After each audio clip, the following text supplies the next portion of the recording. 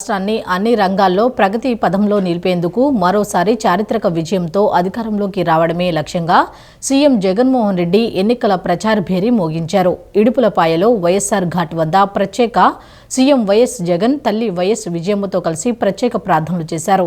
దివంగత మహానేత వైఎస్ఆర్కు నివాళులు అర్పించారు. సర్వమత ప్రార్థనల అనంతరం బస్సు యాత్రను ప్రారంభించారు. ముఖ్యమంత్రి జగన్మోహన్ రెడ్డి ఎన్నికల ప్రచార భేరీని ప్రారంభించారు.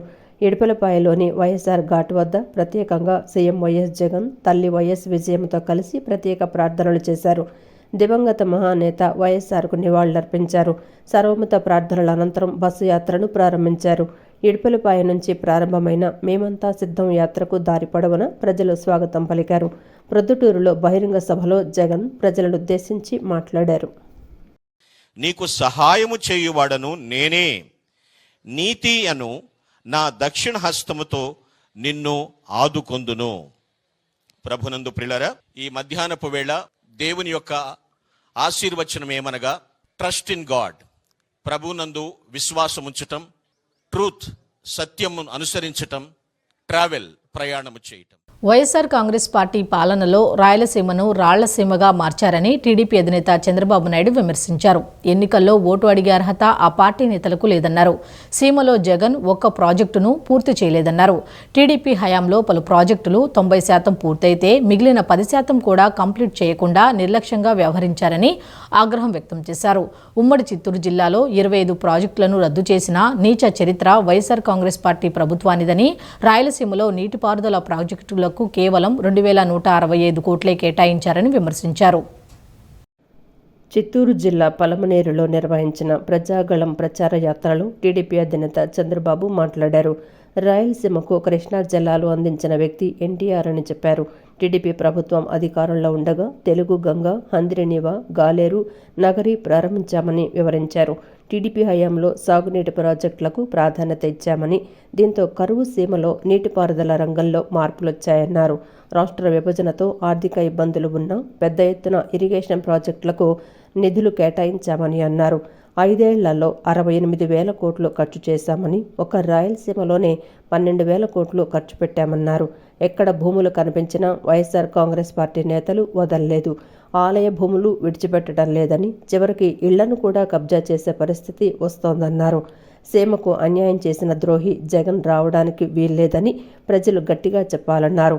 జనం గెలవాలంటే జగన్ దిగిపోవాలని, రాష్ట్రం కోసం బీజేపీతో కలిస్తే తమను విమర్శిస్తున్నారన్నారు. 5 ఏళ్ల పాటు కేంద్రంలోని బీజేపీ సర్కారు బిల్లులకు జగన్ మద్దతిచ్చారన్నారు.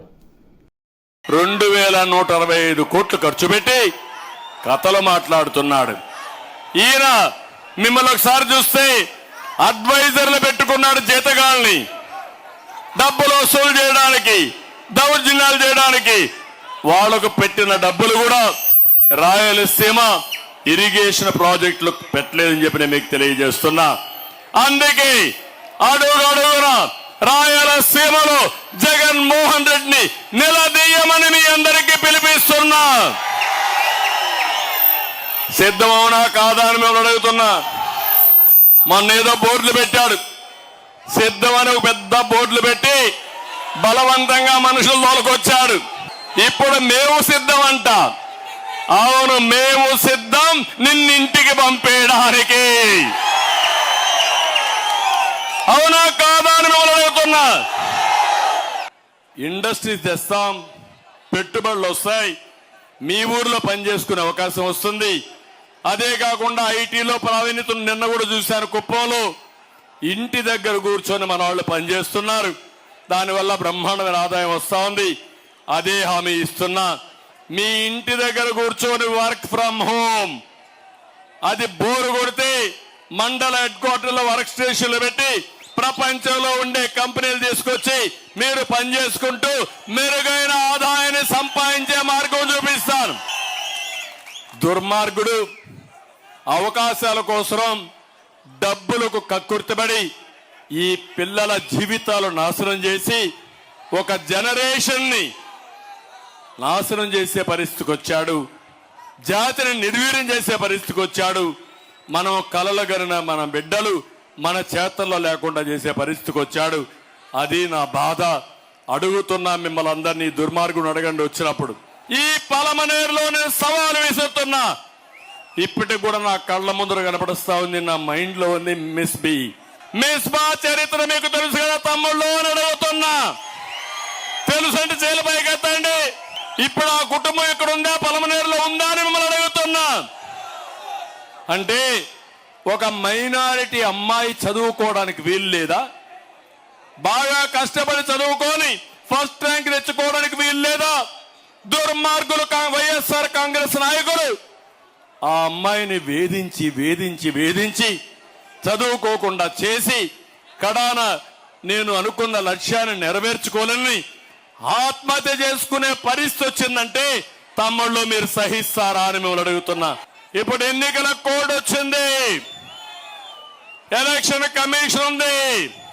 ఎన్నికలు అవుతానే వచ్చే ప్రభుత్వం ఏది తమ్ముళ్ళు?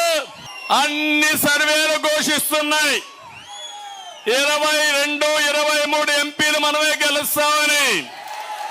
నా ప్రయత్నం 24, 25 గెలవాలని. మొన్నటి వరకు అన్నాడు వైనాట్ కుప్పం అన్నాడు. ఇప్పుడు సవాలు విసురుతున్న పలమనేరులో వైనాట్ పులివెందల. ఉన్నత న్యాయస్థానాల్లో అనేక వివాదాలకు కేంద్ర బిందువు ప్రభుత్వ పనితీరే అని సిటిజన్స్ ఫర్ డెమోక్రసీ కార్యదర్శి, రాష్ట్ర ఎన్నికల సంఘం మాజీ కమిషనర్ నిమ్మగడ్డ రమేష్ కుమార్ అన్నారు. అధికారం లేని వాటిపై పెత్తనం చెలాయించడం వల్లే సమస్యలు ఉత్పన్నమవుతున్నాయని ఆయన అభిప్రాయం వ్యక్తం చేశారు. ప్రజాస్వామ్య భావాలు అంతర్గతంగా ప్రజల్లో ఎప్పుడూ ఉంటాయని ఆయన పేర్కొన్నారు. రాజ్యాంగంపై కనీస అవగాహన ఎంతమంది ప్రజా ప్రతినిధులకు ఉందని ప్రశ్నించారు. అధికారులు కూడా నిబంధనల మేరకు పనిచేయకుండా రాజకీయ నాయకులకు అండగా ఉంటున్నారని అన్నారు. సిటిజన్ ఫర్ డెమోక్రసీ ఆధ్వర్యంలో ప్రజాస్వామ్యం, ఓటు హక్కు ప్రాధాన్యత అనే అంశంపై విజయవాడలో నిర్వహించిన రౌండ్ టేబుల్ సమావేశంలో నిమ్మగడ్డ రమేష్ కుమార్ సహా జస్టిస్ చలమేశ్వర్ పాల్గొన్నారు. ఈ సందర్భంగా సిటిజన్స్ ఫర్ డెమోక్రసీ కార్యదర్శి, రాష్ట్ర ఎన్నికల సంఘం మాజీ కమిషనర్ నిమ్మగడ్డ రమేష్ కుమార్ మాట్లాడుతూ రాజ్యాంగాన్ని పటిష్టంగా అమలు చేస్తేనే ప్రజాస్వామ్యం పటిష్టమవుతుందని వ్యాఖ్యానించారు. స్వేచ్ఛగా ఎన్నికలు జరగటం ఇప్పుడు చాలా ముఖ్యమని తెలిపారు. ప్రతిపక్షాలు వారని కొంతమందికి ఓటు హక్కు ఇవ్వకుండా అడ్డుకోవటం ఎంతవరకు సమంజసమని అన్నారు. చట్టసభలు ప్రమాణాలు పెంచేలా ఉండాలి కానీ అలా జరగటం లేదన్నారు. నియమ నిబంధనలు పాటించుకుంటే విలువలు ఎక్కడుంటాయన్నారు. రాజ్యాంగంపై కనీస అవగాహన ఎంతమంది ప్రజాప్రతినిధులకు ఉందని ప్రశ్నించారు. అధికారులు కూడా నిబంధనల మేరకు పనిచేయకుండా రాజకీయ నాయకులకు అండగా ఉంటున్నారని అన్నారు. స్థానికంగా నివాసం ఉండడం లేదని వ్యక్తుల ఓట్లను తొలగిస్తారా అని ప్రశ్నించారు. ఇటువంటి ఘటనలు దేశంలో ఎక్కడా లేవని కేవలం మన ఆంధ్ర రాష్ట్రంలోనే చూశామన్నారు. నియమాల మీద వీటి మీద వీరికి సమగ్రమైన అవగాహన కనుక ఉంటే ఇప్పుడున్న పరిస్థితి ఏంటి? ఉన్నత న్యాయస్థానంలో జరిగే అన్ని వివాదాలకి కేంద్ర బిందువు కేవలం ప్రభుత్వ పనితీరే. పక్షపాత ధోరణితోనో, అనాలోచితంగానో, రాజ్యాంగ విరుద్ధంగానో తనకి లేని అధికారాన్ని చెలాయిస్తూనే ప్రభుత్వం ఇచ్చిన అనేక రకమైన ఉత్తర్వులే ఈ రోజు కూడా వివాదాలకి కేంద్రం.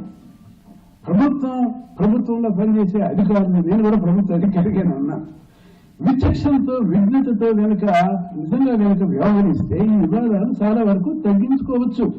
అది జరగట్లేదు, అది చాలా బాధాకరం. ఆయన గతంలో ఎప్పుడో మన్మోహన్ సింగ్ కేసులో ఒక పౌరుడు సాధారణంగా ఒక గ్రామంలో స్థిర నివాసి అయి ఉండాలి అనే దాన్ని వల్లె వేసి భట్టి వేసి చెప్తుంటారు మన అధికారులు. ఒక వ్యక్తి ఒక గ్రామంలో ఉంటున్నాడా లేదా అంటానికి ఏమీ రుజువులు ఉండవు. మరి సహజ న్యాయ సూత్రాలకు అనుగుణంగా ఒక పౌరుడు తన ఊరిలోనో తనకు కావాల్సిన చోట ఓటు కావాలి అన్నప్పుడు నిరాకరించడానికి అధికారులకు ఏమి అర్హత ఉంది, ఏమి నైతికత ఉంది, చట్టం మీద ఏమి అవగాహన ఉంది? వీళ్ళకి విషయంలో లోతైన పరిజ్ఞానం లేకపోవడం బాధాకరం. అనంతరం సుప్రీంకోర్టు పూర్వపు న్యాయమూర్తి జస్టిస్ చలమేశ్వర్ మాట్లాడుతూ రాజ్యాంగం వల్ల ఓటు ద్వారా ఎన్నికై చట్టసభల్లో అడుగుపెడుతున్నారని వ్యాఖ్యానించారు. ఓటుకు సంబంధించిన హక్కు కేవలం చట్టం ద్వారా వచ్చిందని ఎలా చెప్తారని, ఓటు వేయడానికి ఖచ్చితంగా రాజ్యాంగపరమైన హక్కు ఉందని అన్నారు. ఓటు హక్కును ప్రజలు ఎలా వినియోగించుకుంటున్నారనేది మన దేశంలో సమస్య అని తెలిపారు. నేడు అన్ని పార్టీలు అధికారం కోసం అనాలోచితంగా హామీలిస్తున్నారన్నారు. ప్రజలు ఉదాసీనంగా ఉన్నంతకాలం ఎన్ని నిబంధనలు ఉన్నా అమలు కావన్నారు. ఎమ్మెల్యే, ఎంపీగా ఎన్నిక కావాలంటే కోట్లు ఖర్చు పెట్టే పరిస్థితి వచ్చిందన్నారు. ప్రజాస్వామ్యం బతకాలంటే ముందు ప్రజల్లో చైతన్యం రావాలని సూచించారు. మనం సరిదిద్దుకోకపోతే మంచి భవిష్యత్తు ఉండదన్నారు. ఈ రిప్రజెంటేషన్ ఆఫ్ పీపుల్ యాక్ట్ అని ఒకటి ఉంటుందండి. ఎలక్షన్లన్నీ ఆ చట్టానికి లోపల జరుగుతాయి. ఆ యాక్ట్ రిపేర్ చేద్దామని అలాంటి దుర్మార్గుడికి ఎవరికన్నా ఆలోచన వచ్చింది అనుకోండి, ఆ తర్వాత రాజ్యాంగంలో ఏమీ లేదని కనుక మనం నమ్మితే మనకు ఎవరికి ఓటు హక్కు లేదు, ఎలక్షన్ ఉండదు, పార్లమెంటు ఉండదు, అసెంబ్లీ ఉండదు. బియాండ్ ది లెజిస్లేషన్ ఏమీ లేదు అనేది కనుక మనం బిలీవ్ చేస్తే జరగబోయే పరిణామం అది. ప్రజాస్వామ్యం బతకాలి అంటే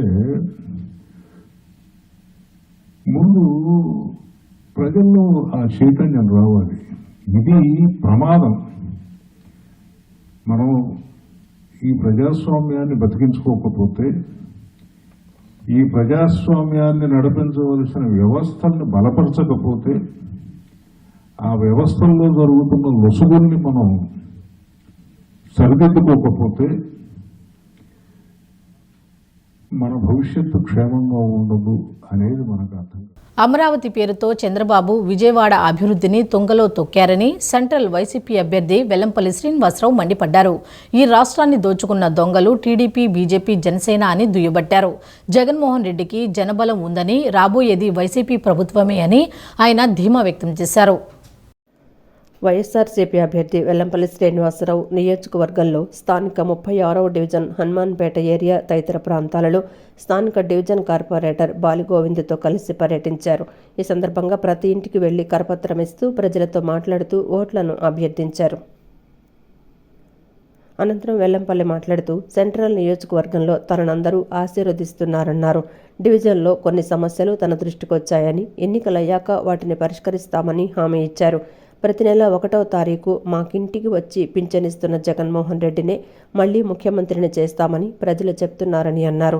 గతంలో ఎమ్మెల్యేగా పనిచేసిన బోండా ఇక్కడ అభివృద్ధి ఏమాత్రం చేయలేదన్నారు. అమరావతి పేరుతో విజయవాడ అభివృద్ధిని తొంగలోకి తొక్కిన వ్యక్తి చంద్రబాబు అని విమర్శించారు. ఎంతమంది గుంపులుగా వచ్చినా గెలిచేది జగన్మోహన్ రెడ్డి అని అన్నారు. మాట మీద నిలబడలేని వ్యక్తి చంద్రబాబుని వ్యాఖ్యానించారు. ఈ రాష్ట్రాన్ని దోచుకున్న దొంగలు టీడీపీ, బీజేపీ, జనసేనని దుయ్యబట్టారు.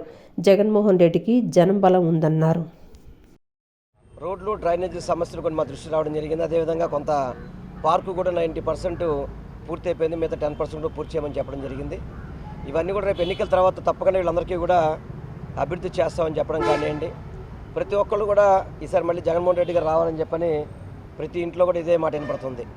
ఎందుకంటే మాకు ఇంటికి 3,000 రూపాయలు పెన్షన్ తీసుకొస్తున్నారు. అదేవిధంగా మాకు సొంత ఇల్లు కళ నెరవేర్చాడు జగన్మోహన్ రెడ్డి గారు. మా పిల్లల చదువులకు అమ్మఒడి ఇస్తున్నాడు. మా పిల్లల్ని చక్కగా ఒక మావయ్యలాగా చూసుకున్నాడని చెప్పని ప్రతి ఒక్కరు కూడా మమ్మల్ని ఆశీర్వదించుంటే సంతోషంగా ఉంది. తప్పకుండా ఈ డివిజన్ కూడా 36 డివిజన్ కూడా రేపు ఎన్నికల్లో మంచి మెజారిటీతో ఇక్కడ విజయం సాధిస్తామని కూడా మీ అందరికీ కూడా తెలియపరచుకున్నాను. ఎందుకంటే 2014 నుంచి 19 వరకు గౌరవనీయులైన మైసూర్ బోండా గారు ఉన్నారు కదా, వారు ఇక్కడ ఎమ్మెల్యేగా పనిచేశారు. కానీ ఆ రోజు మాత్రం ఏం చేయలేదు. ఈసారి అవకాశం ఏంటి చేస్తా అన్నాడు. అప్పుడు చేయనప్పుడు ఇప్పుడు ఏం చేస్తాడు? 14 సంవత్సరాలు ముఖ్యమంత్రిగా పనిచేశాడు చంద్రబాబు నాయుడు. అతను ఏం చేయలేదు. ఈ గత 5 ఏళ్లలో అమరావతి అని చెప్పిన విజయవాడ నగర ప్రజలందరినీ కూడా మోసం చేసి విజయవాడ నగర అభివృద్ధిని పూర్తిగా తొంగలో తెక్కిన వ్యక్తి చంద్రబాబు నాయుడు. ఈరోజు ఎన్నికలు వస్తున్నాయని చెప్పని పవన్ కళ్యాణ్, భారతీయ జనతా పార్టీ, చంద్రబాబు నాయుడు ముగ్గురు కలిసి 2014 నుంచి 19 వరకు ఆంధ్ర రాష్ట్రాన్ని పరిపాలించారు. అప్పుడు మీరు ఏం చేశారు? ఇప్పుడు ఎందుకు ఓటు అడుగుతున్నారు? ఇప్పుడు గతంలో రోడ్లు బాగా పాడైపోయినాయి. మ్యాక్సిమం అన్ని వర్కులు చేస్తున్నాం. ఇంకా హనుమాన్పేటలో 6 రోడ్లు కొత్తగా వేసే రోడ్లు ఉన్నాయి. 6 రోడ్లు కూడా టెండర్ కూడా అయింది. అలాగే హనుమాన్పేటలో పార్క్ సగం డెవలప్మెంట్ అయింది. ఆ పార్క్ డెవలప్మెంట్ కూడా ఈ ఎలక్షన్ కూడా రావడం వల్ల కొద్దిగా పనులు ఆగినాయి. మ్యాక్సిమం ఎలక్షన్ అయిన తర్వాత ఆ పనులు కూడా పూర్తి చేస్తామని. అలాగే వెల్లంపల్లి గారు ప్రతి ఒక్క గడపకి వెళ్ళడం జరుగుతుంది. ప్రతి ఒక్కరు కూడా చాలా సంతోషంగా, ఎందుకంటే ఎప్పుడూ కూడా ఎవరు చేయలేని రీతిగా ఈరోజు జగన్మోహన్ రెడ్డి గారు వచ్చిన తర్వాత ప్రభుత్వం ఆ విధంగా వాలంటరీ వ్యవస్థ అనేది ఒకటి తీసుకొచ్చి ప్రతి గడపకి వెళ్ళి పెన్షన్ ఇవ్వడమే కానీ, వాళ్ళు సర్వీస్ చేయడమే కానీ, కరోనా టైంలో వాళ్ళు చేసిన సేవ కానీ హనుమాన్పేటలో ప్రతి ఒక్కరు చెప్తుంటే మాకే ఆశ్చర్యం వేసింది. ఎందుకంటే అలా జగన్మోహన్ రెడ్డి గారికి అంత ఇష్టపడి అంత ప్రేమగా చూసుకున్నారు. అందువల్ల ప్రతి ఒక్కరు కూడా జగన్మోహన్ రెడ్డి గారికి, అలాగే జగన్మోహన్ రెడ్డి గారు పెట్టిన ప్రతి ఒక్క అభ్యర్థిని కూడా 175కి 175 వైసీపీ పాలనలో రాష్ట్రంలో అభివృద్ధి కుంటుపడిందని, అన్ని వర్గాల ప్రజలు ఇబ్బందులు పడుతున్నారని కృష్ణా జిల్లా పరిషత్ మాజీ చైర్పర్సన్ గద్దె అనురాధ విమర్శించారు. ల్యాండ్ టైటిలింగ్ డీడ్ తీసుకువచ్చిన జగన్ ఆస్తులు దోచేస్తారని ప్రజలు ఆందోళన చెందుతున్నారని అన్నారు. రాబోయే ఎన్నికల్లో సౌమ్యుడైన ఎటువంటి కబ్జాలు, గుండాయిజానికి పాల్పడని గద్దె రామ్మోహన్ను గెలిపిస్తామని ప్రజలు ముక్తకంఠంతో చెబుతున్నారని చెప్పారు. జనసేన, బీజేపీ పార్టీలు బలపరిచిన తెలుగుదేశం పార్టీ అభ్యర్థులు గద్దె రామ్మోహన్, ఎంపీగా కేశినేని శివనాథ్ విజయాన్ని కాంక్షిస్తూ జిల్లా పరిషత్ మాజీ చైర్పర్సన్ గద్దె అనురాధ విజయవాడ తూర్పు నియోజకవర్గం 9వ డివిజన్లో ప్రచార కార్యక్రమం నిర్వహించారు. ఇంటింటికి వెళ్లి సూపర్ 6 పథకాల కరపత్రాలను పంపిణీ చేశారు. రాష్ట్ర నియోజకవర్గ అభివృద్ధికి తెలుగుదేశం పార్టీకి ఓట్లు వేసి గెలిపించాలని కోరారు. అనంతరం ఆమె మీడియాతో మాట్లాడుతూ జగన్మోహన్ రెడ్డి ముఖ్యమంత్రి అయిన తర్వాత రాష్ట్రంలో అభివృద్ధి, సంక్షేమం కుంటుపడిందని తెలిపారు. రాష్ట్రాన్ని గాడిలో పెట్టాలంటే చంద్రబాబు నాయుడు మళ్లీ ముఖ్యమంత్రి కావాలని, రాబోయే ఎన్నికల్లో తెలుగుదేశం పార్టీకి ఓటు వేసి గెలిపించాలని కోరారు. విశాఖలో భారీ ఎత్తున మాదక ద్రవ్యాల కంటైనర్ దొరకటం వైసీపీ ప్రభుత్వం తీరుకు అద్దం పడుతుందని గద్దె అనురాధ విమర్శించారు. నిరుద్యోగ యువత ఉద్యోగాలు లేక చెడు వ్యసనాల బారిన పడుతున్నారని ఆవేదన వ్యక్తం చేశారు. సౌమ్యుడైన గద్దె రామ్మోహన్ను గెలిపించాలని ఆమె అభ్యర్థించారు. వీళ్ళ ఆకాంక్షను వ్యక్తం చేస్తూ ఉన్నారు. తెలుగుదేశం ప్రభుత్వం అధికారంలోకి రావాలి. ఈ గత 5 సంవత్సరాలుగా ఏ రకమైతే అరాచక పాలన, దుర్మార్గమైన పాలన జరిగిందో దీన్ని అంతమొందించాలి అని అంటే తప్పనిసరిగా ఈ ప్రభుత్వం మారాలి అని చెప్పి ప్రజలందరూ కూడా కోరుకుంటున్న సందర్భం. మరి ముఖ్యంగా మన విజయవాడ నగరానికి గతంలో ఎప్పుడూ లేని విధంగా ఇవాళ గంజాయి ఏర్లై పారుతూ ఉంది. అదేవిధంగా మద్యం ఏ రకంగా అయితే కల్తీ మద్యాన్ని ఇచ్చి ప్రభుత్వం ఏదైతే ఏర్పాటు చేయాలో ప్రజల ఆరోగ్యాన్ని నిర్లక్ష్యం చేసి వీళ్ళ ఆరోగ్యాల్ని చెడగొడతా ఉందని చెప్పి చెప్తా ఉన్నారు. ఇది కాకుండా నిన్న 1,00,000 కోట్ల కొకైన్ లాంటి డ్రగ్స్ దొరకటం ప్రతి ఒక్క కుటుంబాన్ని భయానికి లోన్ చేస్తూ ఉంది. మన చదువుకున్న బిడ్డలకి ఇవాళ గత 5 సంవత్సరాలుగా ఈ ప్రభుత్వంలో ఒక్క ఉద్యోగం అనేదే లేదు, ఒక గౌరవప్రదమైన ఉద్యోగం లేదు. ఒక చిన్న వాలంటీర్ ఉద్యోగాలని 5,000 రూపాయలు జీతం ఇచ్చి MBA ఇంజనీరింగ్ చదివిన వాళ్ళని కూడా వాలంటీర్లుగా వేసుకుని కేవలం ఈ వ్యవస్థల్ని నాశనం చేసి వాళ్ళ కాళ్ళ కింద తొక్కి పెడతా ఉన్నారు. వాళ్ళ ద్వారా అరాచక శక్తుల్ని పెంపొందిస్తూ ఉన్నారు. మరి ఇట్లాంటి ప్రభుత్వం ఇవాళ ఈ వినాశనకారి ప్రభుత్వాన్ని మార్చాలని ప్రజలందరూ కూడా వాళ్ళ ఆకాంక్షించే సందర్భం.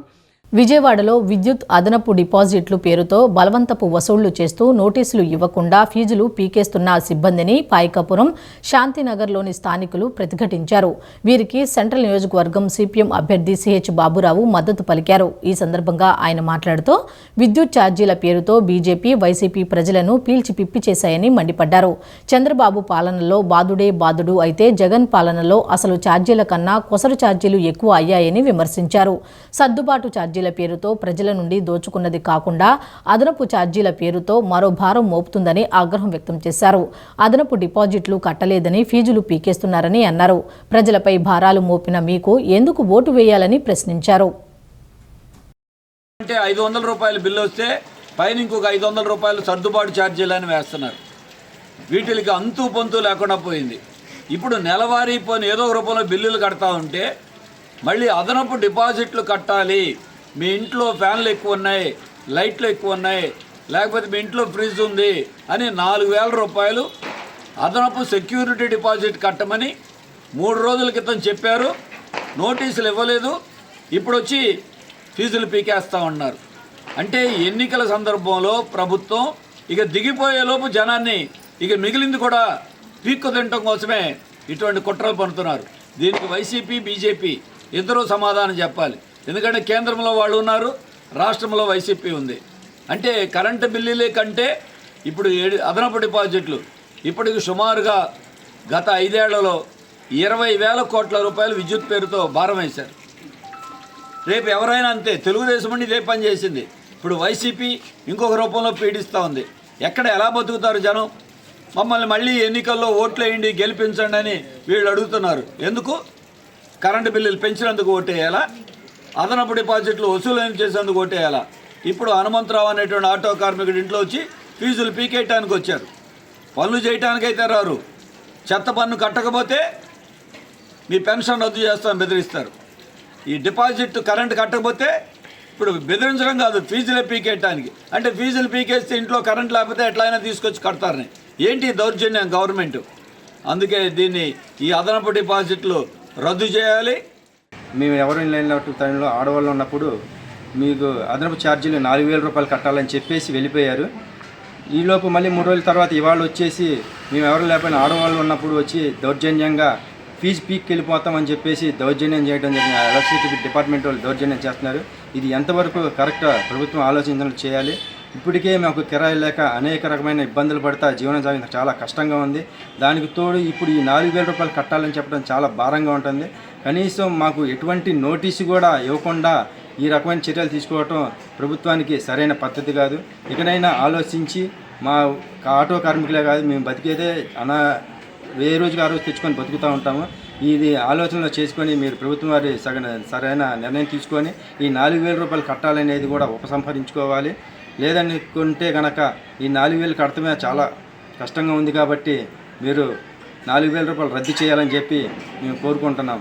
ఇప్పటికే కిరాయిలాగా నానా ఇబ్బందులు పడుతుంటే మీరు మూలిగే నక్క మీద తాటికే పడ్డ చందంగా ఈ 4,000 రూపాయలు కట్టాలి అని చెప్పి దౌర్జన్యం చేయడం చాలా దుర్మార్గం. కాబట్టి ప్రభుత్వం వారు కానీ ఎలక్ట్రిసిటీ డిపార్ట్మెంట్ వారు కూడా ఆలోచించి ఈ 4,000 రూపాయలు కట్టడం అనేది సరైన పద్ధతి కాదు.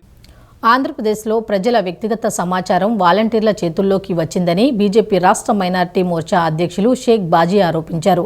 డేటా చౌర్యంపై చర్యలు తీసుకోవాలని కోరుతూ బీజేపీ ఆధ్వర్యంలో ఎన్నికల సంఘానికి ఫిర్యాదు చేశామన్నారు.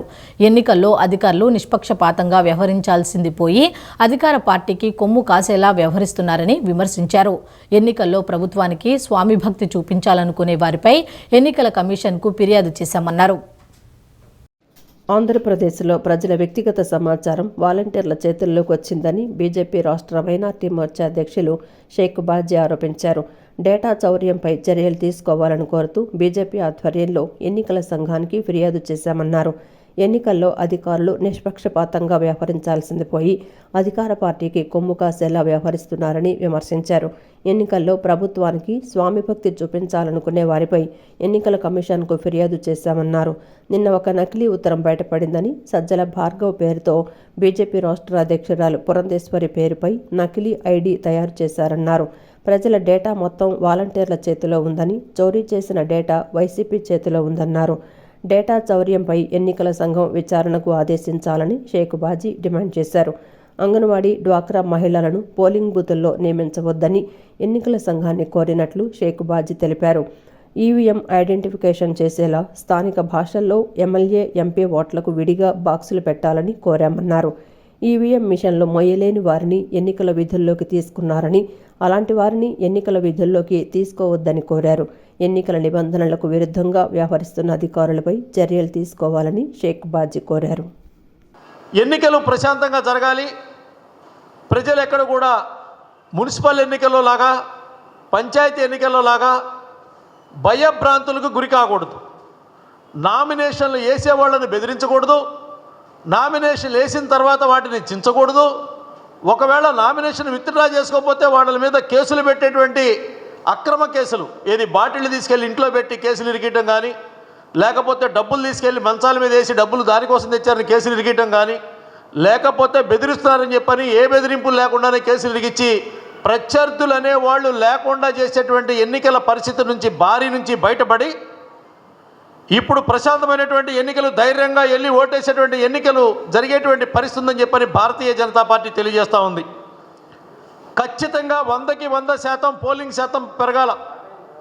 దేశంలో మిగతా రాష్ట్రాలు ఎలా అభివృద్ధి చెందుతున్నాయో ఆ విధంగా ఆంధ్రప్రదేశ్ రాష్ట్రం అభివృద్ధి చెందాలని చెప్పని నరేంద్ర మోడీ గారి యొక్క నాయకత్వంలో 3వసారి దేశానికి ప్రధానమంత్రి కాబోతున్నటువంటి గౌరవ నరేంద్ర మోడీ గారి నాయకత్వంలో ఈ ఆంధ్ర రాష్ట్ర అధ్యక్షులు దగ్గుబాటి పురంధేశ్వరి గారి నేతృత్వంలో భారతీయ జనతా పార్టీ బలంగా కోరుకుంటుంది. ఎన్నికల విధులు చేయండి, గెలిపించండి. అవసరమైతే ఇప్పుడు రాజీనామా చేయండి, మీరు పోలింగ్ బూత్ ఏజెంట్లుగా కూర్చోండి, మళ్ళీ మిమ్మల్ని మేము వచ్చిన తర్వాత మేము తీసుకుంటామనేది. అది జరిగేది లేదు. ఇది జరగడం కోసం తొందరపడితే జరిగేటువంటి ఇబ్బందులు అనేక రకాలుగా ఉంటాయనేది వాలంటీర్ సోదరులు గమనించవలసిందిగా కోరుతా ఉన్నాము. ఎన్నికలు ఎప్పుడు వస్తాయా, తెలుగుదేశాన్ని ఎప్పుడు గెలిపిద్దామా అని ప్రజలు ఎదురు చూస్తున్నారని ఎమ్మెల్యే గద్దె రామ్మోహన్ తనయుడు గద్దె క్రాంతి తెలిపారు. కొంతమంది వ్యక్తులు తెలుగుదేశం బలంగా ఉన్న ప్రాంతాలలో ఓట్లు తొలగించే కుట్రలు చేస్తున్నారని ధ్వజమెత్తారు. రాబోయే ఎన్నికలలో టీడీపీ తూర్పు ఎమ్మెల్యే అభ్యర్థి గద్దె రామ్మోహన్, ఎంపీ అభ్యర్థి కేశినేని చిన్నిని గెలిపించడంతో పాటు తెలుగుదేశం ప్రభుత్వం అధికారంలోకి తీసుకురావాలని అభ్యర్థించారు. టీడీపీ తూర్పు ఎమ్మెల్యే అభ్యర్థి గద్దె రామ్మోహన్, ఎంపీ అభ్యర్థి కేశినేని చిన్ని విజయాన్ని కాంక్షిస్తూ ఎమ్మెల్యే గద్దె రామ్మోహన్ తనయుడు గద్దె క్రాంతి, చిన్ని సతీమణి జానకి లక్ష్మి 9వ డివిజన్లో పర్యటించారు. ఈ సందర్భంగా ఇంటింటికి వెళ్లి వైసీపీ ప్రభుత్వ వైఫల్యాలను ప్రజలకు తెలియజేసి టీడీపీ సూపర్ 6 పథకాలను కరపత్రాల ద్వారా ప్రజలకు వివరించారు. అనంతరం వారు మాట్లాడుతూ ప్రజలందరూ తెలుగుదేశం పార్టీని ఎంతో ఆదరిస్తున్నారని చెప్పారు. రాష్ట్రంలో ఇంత విధ్వంస పాలన ఎక్కడా చూడలేదని ప్రజలు చెప్తున్నారని వివరించారు. కొంతమంది వ్యక్తులు తెలుగుదేశం బలంగా ఉన్న ప్రాంతాలలో ఓట్లు తొలగించే కుట్రలు చేస్తున్నారని ధ్వజమెత్తారు. రాబోయే ఎన్నికలలో టీడీపీ తూర్పు ఎమ్మెల్యే అభ్యర్థి గద్దె రామ్మోహన్, ఎంపీ అభ్యర్థి కేశినేని చిన్నిని గెలిపించడంతో పాటు తెలుగుదేశం ప్రభుత్వాన్ని అధికారంలోకి తీసుకురావాలని అభ్యర్థించారు. మాది తెలుగుదేశం, ఎప్పుడో నుంచి తెలుగుదేశం పార్టీ. మేము ఎటేపు చూడము. ఈ 5 ఏళ్ళు ఈ వైసీపీ ప్రభుత్వంలో చాలా బాధలు పడున్నాం అని చెప్తున్నారండి. అందులో కూడా ఎప్పుడో 1980 నుండి ఓట్లు వేసేవాళ్ళు కూడా ఇంత దారుణమైన పరిపాలన, ఈ 5 ఏళ్ల పరిపాలన మేము ఎక్కడా చూడలేదంటున్నారండి.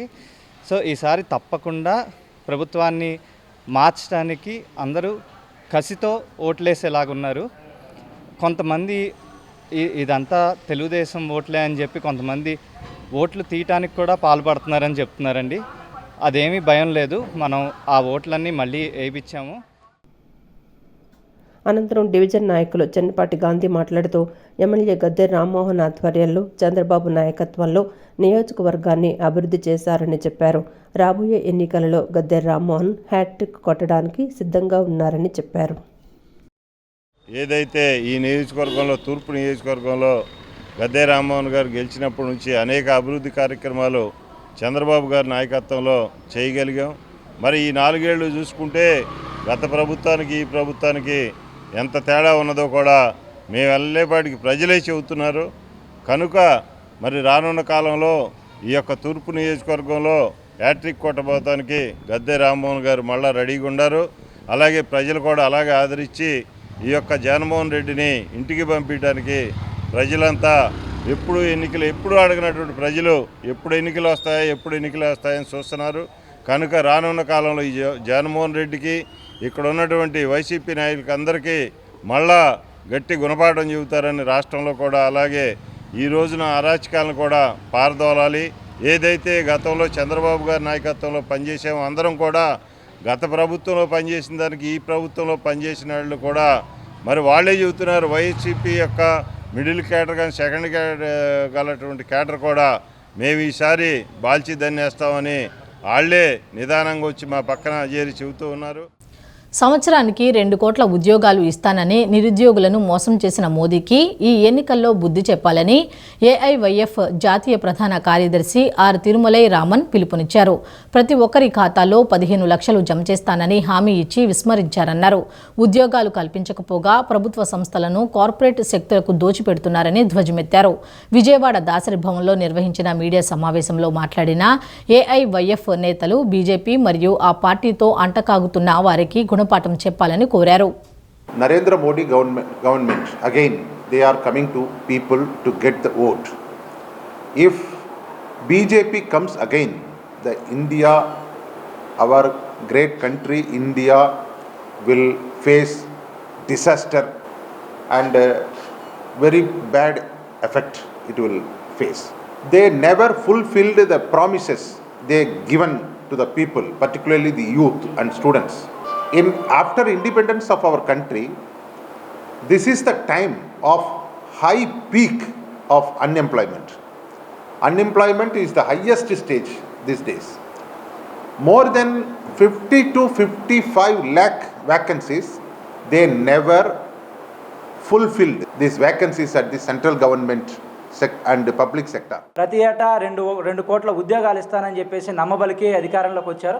కానీ ఒక్క ఉద్యోగం కూడా ఇవ్వకపోగా ప్రభుత్వ రంగ సంస్థలన్నింటినీ కూడా అంబానీ, అదానీ లాంటి వ్యక్తులకి దోచిపెట్టి గుజరాతీలకి దాసోహం అనేటువంటి పద్ధతుల్లో కేంద్ర ప్రభుత్వం వ్యవహరిస్తూ ఉంటే రాష్ట్రంలో నేనేమీ తక్కువ తినలేదు అనేటువంటి పరిస్థితుల్లో గత ఎన్నికల సమయంలో పాదయాత్ర చేస్తూ అందరికీ నేను ఉద్యోగాలు ఇస్తాను, ప్రభుత్వ శాఖల్లో ఖాళీగా ఉన్న 2,35,000 ప్రభుత్వ ఉద్యోగాల భర్తీకి నేను ప్రతి సంవత్సరం జనవరిలో జాబ్ క్యాలెండర్ ప్రకటిస్తాను, మెగా డిఎస్సి ఇస్తానని చెప్పి మోసం చేసినటువంటి జగన్మోహన్ రెడ్డి గారు అధికారంలోకి వచ్చిన తర్వాత ఒక ప్రభుత్వ ఉద్యోగం ఇవ్వకపోగా జాబ్ క్యాలెండరు కేవలం పేపర్లకే ప్రకటించడం జరిగింది తప్ప ఒక ఉద్యోగం కూడా రాలేదు. ఎన్నికలు సమీపిస్తున్న నేపథ్యంలో 2 నెలల క్రితం మెగా డిఎస్సి అని నిరుద్యోగ అభ్యర్థులందరినీ కూడా డిఎస్సి అభ్యర్థులను దగా చేసినటువంటి పరిస్థితి ఆంధ్రప్రదేశ్ రాష్ట్రంలో ఉన్నటువంటి నేపథ్యంలో ఇక్కడ ఉన్నటువంటి ముఖ్యమంత్రి జగన్మోహన్ రెడ్డికి, అక్కడ ఉన్నటువంటి ప్రధానమంత్రి మోడీకి నిరుద్యోగ యువత తగిన బుద్ధి చెప్పాలని ఎన్నికలు